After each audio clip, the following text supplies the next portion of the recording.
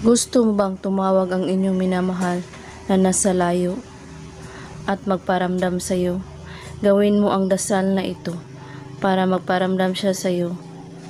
Kapag gumawa ka sa dasal na ito, ay buo ang inyong paniniwala at lagi pong positibo sa paggawa.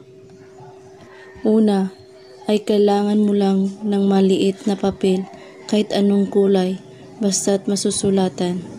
Isulat mo ang buong pangalan mo, pati pangalan niya, na magkapatong. Unahin mong isulat ang pangalan niya at sambitin mo ang dasal na ito ng 15 beses. Kinalimatama, dinatima, kilas. Pagkatapos ay punit-punitin mo ang papel at kumuha ka ng isang damit mo.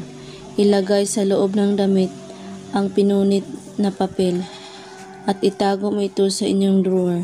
Gawin mo ito sa araw ng Martes lamang at hayaan mo lang ito nakatago sa inyong drawer.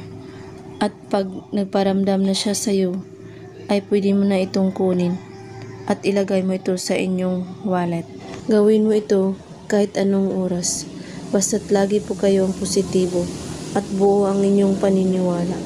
At kung may katanungan po kayo, ay magko-comment lang po sa ibaba. Maraming salamat sa panonood. God bless us all.